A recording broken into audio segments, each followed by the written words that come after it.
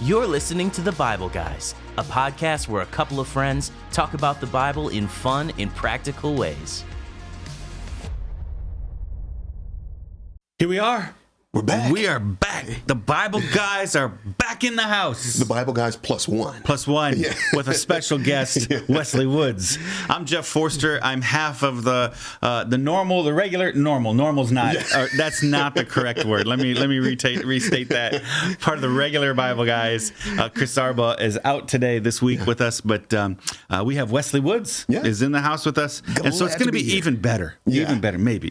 We're going to miss Chris, but we're glad that you're here today. So Wesley, today is Christmas Eve. Yes. For the people who are listening in order. Yeah. Right. As we release it, this is Christmas Eve. And not only is it Christmas Eve, but some people would say extremely important national holidays other than Christmas Eve. Yep. So it's also National Last Minute Shoppers Day. I can relate. Yeah. So we need to hurry up with this podcast again, right? And National Eggnog Day. So are you an eggnog lover? When I was younger, but not really. I mean, I could take it or leave it. I despise it. I despise it. This is one of those national holidays. What do people put, cinnamon or what do you put on? I don't know. I know. Putrescent. That's what they put on it. They put nastiness on it. That's what they put on it. And then are you a last minute shopper? So I don't consider it last minute shopping. No. It is an intentional choice. To go shopping on the last day, making rapid extractions from various shops. Yes. That's how I classify it. Yeah, that makes sense. And all you're doing there is managing your time well up until that day. Yeah. But now here's the thing. If you do go out on Christmas Eve, there is no browsing. No. You literally know what you're getting. You get in. It's kind of like Mission Impossible. Yeah. So you're forced not to fret and worry. Yeah, no. You're forced to go, that'll be nice. That's nice. You grab that's it nice. And you get in the car. Okay. Yeah. So do you plan way ahead on your Christmas purchases, or do you just whatever catches your fancy in the moment? No, I normally have an idea of what I want to get, and then you just get in and out quick. Yeah. One day... Well, what happens if it's not there anymore? One day, Jeff, I went to Birch Run, Oakland Mall, Somerset, all before like 3 p.m. on the same day. Ooh. You just get in and you get out. For our listeners from not in this region, he's talking about a 2.5 hour distance between malls here. Yeah. Wow. You just gun it and doing the speed limit. Yeah. You get there and then you get out. Okay. So Desiree has a couple of questions for us. To celebrate, let's pull some questions from AI. Okay. So these are questions AI so asked. You don't know what you're going to get. That's right. The first one is, why does eggnog always look like it's a warm hug in a cup? But after 2 sips, you're questioning your own life choices. It's overly sweet. It's thick. I don't know. You're going to have to answer that one for me, because it does not look like a warm hug in a cup to me. Yeah, like I said, I could take it or leave it. I couldn't even remember the last time I had eggnog. I mean, it's been a couple of years. Well, I would like to ask AI, when was the last time you had eggnog? I'm going to. I'm going to do it right now. I'm going to ask, when was the last time... He's literally typing this in. You had eggnog. And see what response you get from that one. Let's see what it says. Okay. I don't consume food or drink, but eggnog does sound like a festive treat. When was the last time you enjoyed some? I'm going to tell him it's none of your business. Now, if it responds back, now I will destroy you. Yeah. This may cause the universe. This may cause the destruction of the universe right here. I'm picking a fight with AI now. What's this say? Fair enough. Let me know if you want to talk about anything else. I'm here for it. It's like, I'm not getting to that argument. Okay, good. So AI has opinions about eggnog, but has never had eggnog. Okay, because I was a little confused about that for a minute.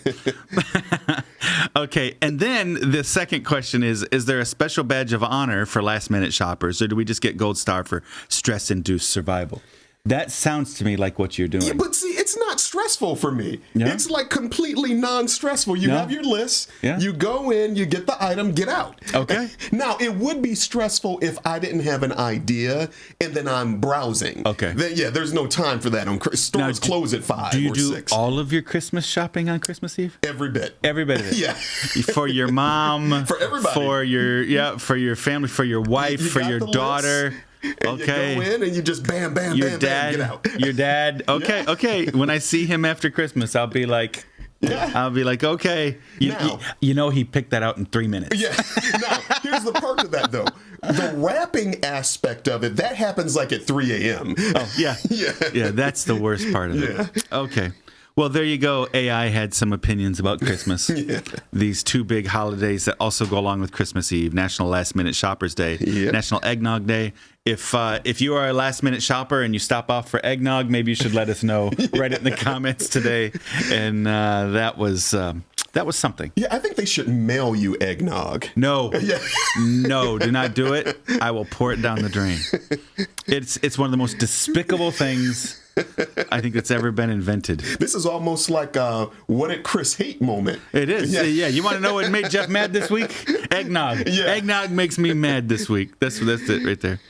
So talking about things that make people mad, God's pretty mad at Solomon. Yeah, he's going down the wrong path. You see what I did there? Yeah. That transition. That was a good tie-in. We're trying to do cheesy transitions. So if you're a new listener today, that's what we've been trying to find, the cheesiest transition we could think of. Yeah, there you go. So Solomon has dishonored God at this point with his life, where he starts to try to blend all these religions together rather than staying true only to God. And it's because of the influence of his wives, the relationships he was in, caused him to go down this path.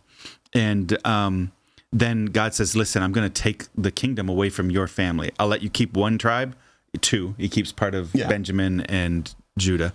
And the other 10 are going to leave you. And so some of his enemies begin to rise up. We talked about that yesterday.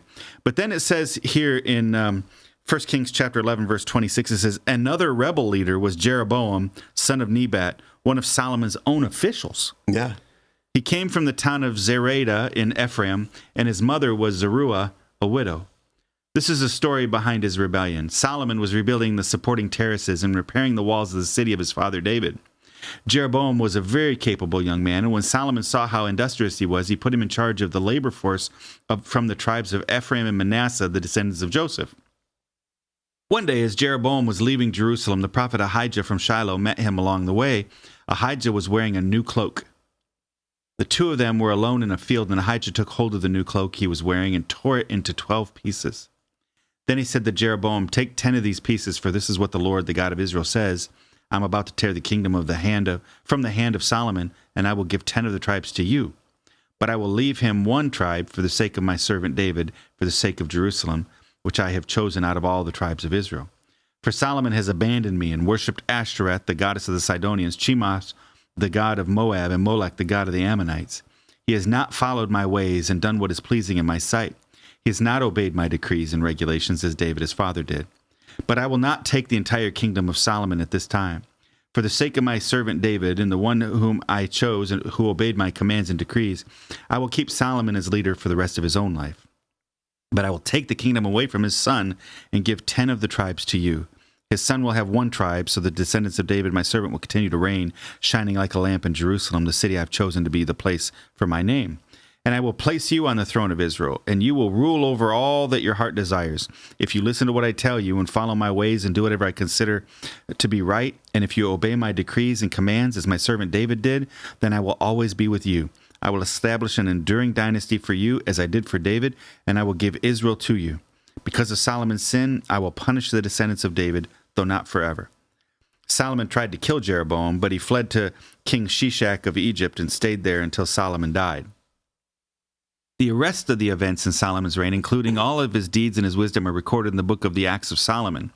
Solomon ruled in Jerusalem over all Israel for 40 years, and when he died, he was buried in the city of David, named for his father. Then his son Rehoboam became the next king. Yeah. Well, there you go. There's some good things in there. Yes. I like verse 26. Another rebel leader was Jeroboam, son of Nebat, one of Solomon's own officials. Oftentimes, destruction will come from within. Yeah.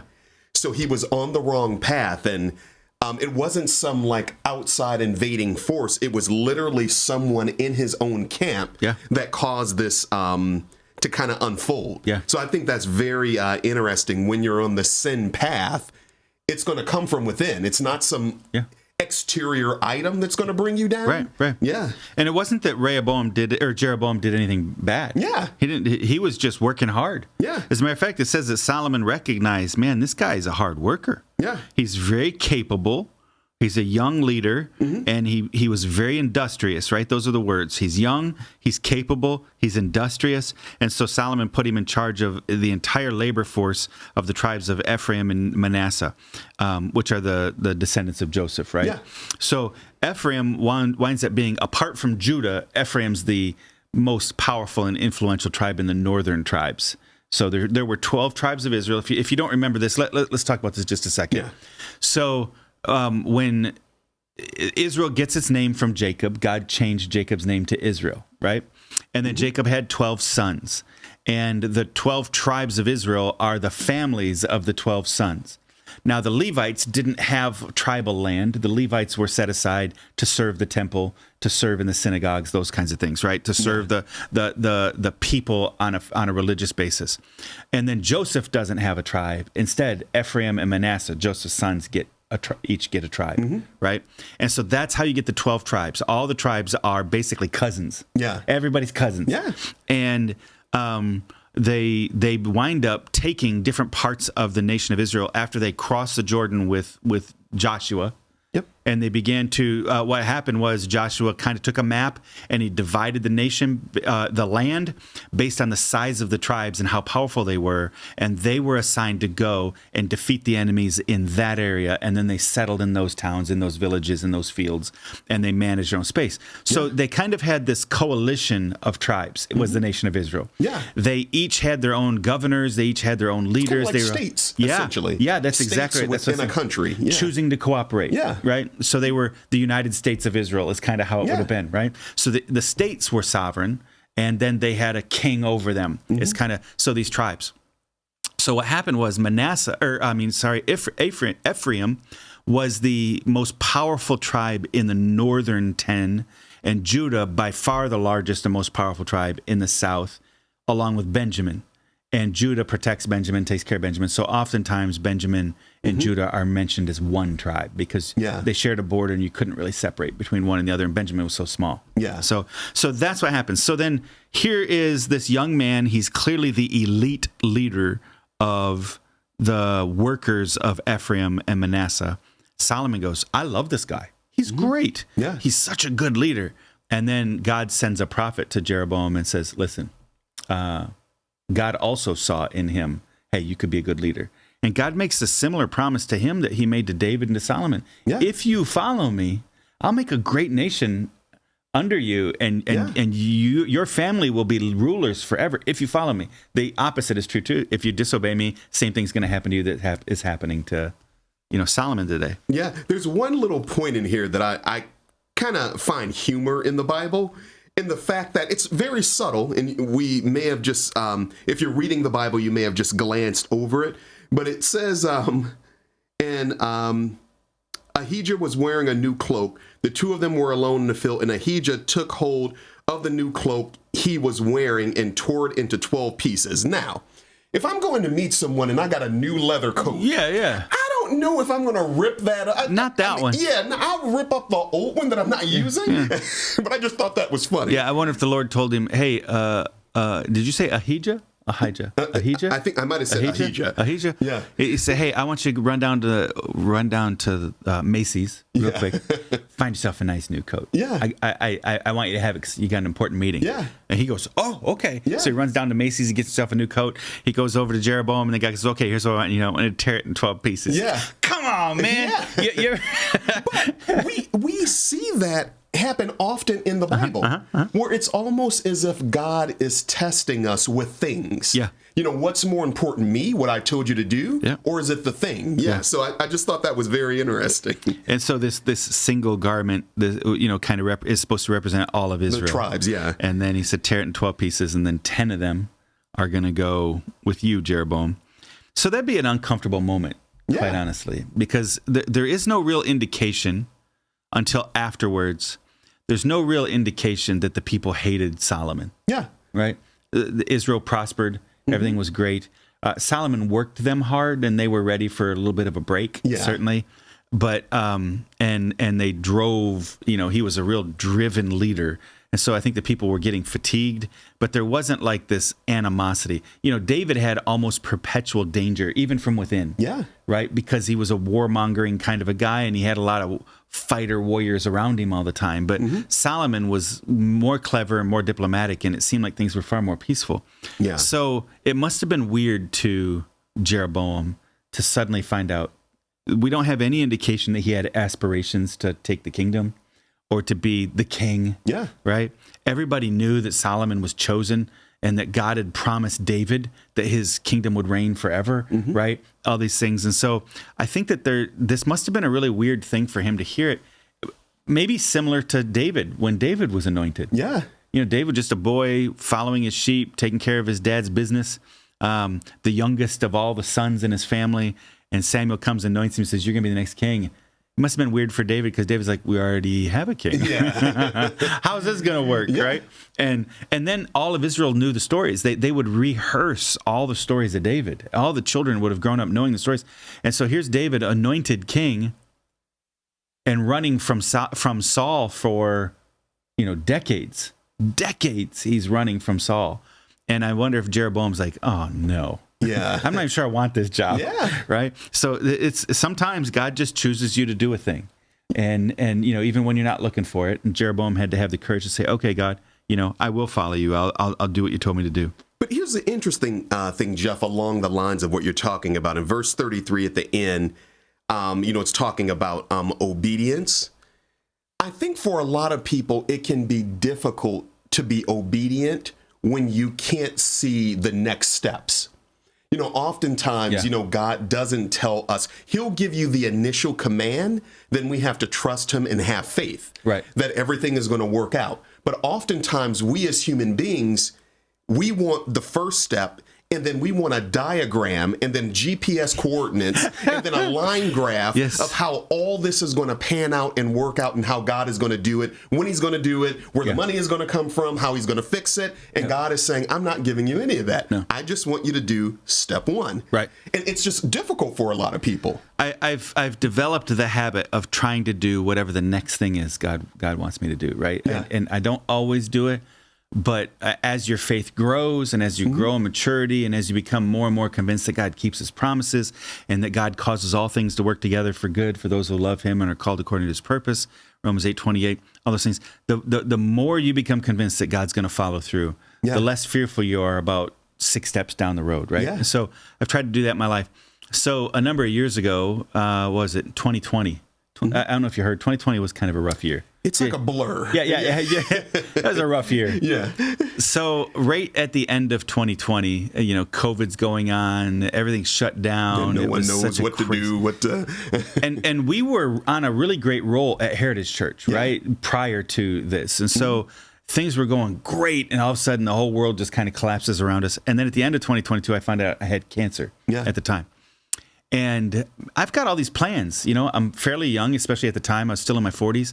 And I was frustrated, like kind of ticked off, like, come on, man. Yeah, out of all times. Right.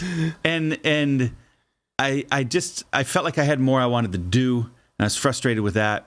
And I was kind of coming into that age where now all these years of preparation and work now, you're in that sweet spot in leadership in your early 50s, is where you should be anyways. And so I was thinking, man, I'm coming into that season. This is going to be such a powerful time. And then I found out I have cancer and think, well, I might die. And it wound up being, it was a bad kind of cancer. As opposed to all those good cancers out there, this was kind of aggressive. This had a potential to be a really, really aggressive cancer. So, so the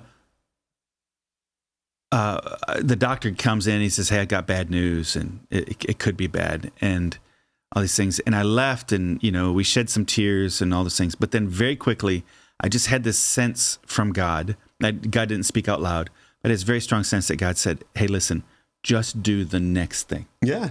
Right? That's what you've been doing all along in ministry. is as you've grown as a leader, as you've grown as a follower of me, as you've grown as a person of faith, you've learned to just do the next thing, whatever that is. And I'll be with you in the next thing. And then do the next thing, and I'll be with you in the next thing. And I just got this peace. I remember talking to my wife about it. I said, I know it doesn't make any sense. I'm not in control. Yeah.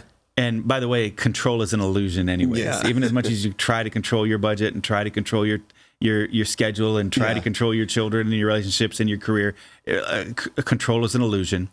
And so I had this strong sense God was saying, you're not in control. Yeah. And I am, and I'm going to go with you on this journey, and you just take the next step. So I told my wife, I said, listen, we're just going to do the next thing. I don't even know what it is. The next thing, when the doctor, do we believe that these are the right doctors? Yes. God, please give us guidance through our doctors.